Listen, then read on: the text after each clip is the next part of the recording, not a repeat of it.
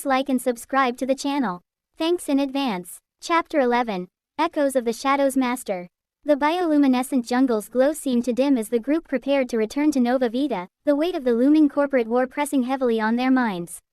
It was 6:46 p.m. Central Daylight Saving Time on Thursday, June 5, 2025, several days after their battle with Varkas in the parallel world, though time here had a way of slipping through their grasp like the jungle's shimmering light.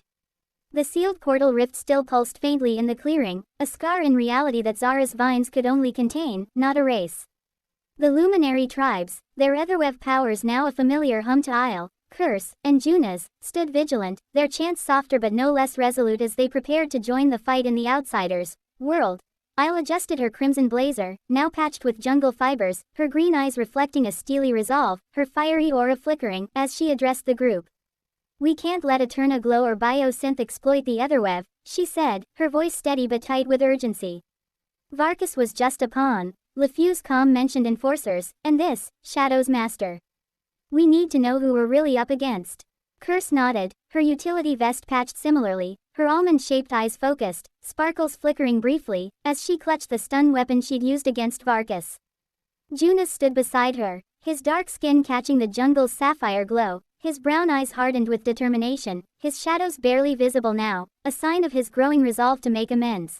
Zara, her amber patterns glowing softly on her skin, stepped forward, the vial of Etherweb essence secured in a woven pouch at her side. Her melody carried a note of ancient sorrow as she spoke. "The Shadow's Master is no mere man," she sang, her voice echoing through the clearing. "He is a force, an echo of greed that feeds on worlds. Long ago, our ancestors faced such a shadow, a being who sought to drain the jungle's pulse for his own power. We banished him, but his essence lingers, drawn to your world's hunger." She gestured to the sealed rift, her vines tightening around it as if to hold back a memory. Isle's mind raced, a being, not a person, her paranoia flaring as she pieced together the implications.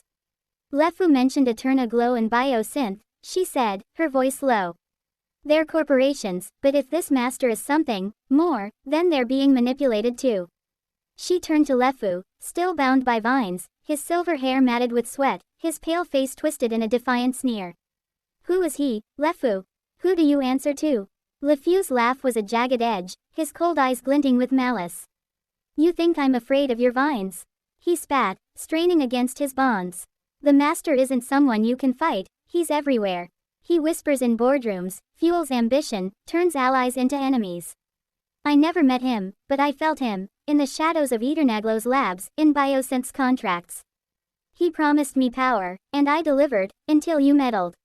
His smirk faded as Zara's vines tightened, a light bender cloaking his vision with a shimmering illusion, silencing his taunts.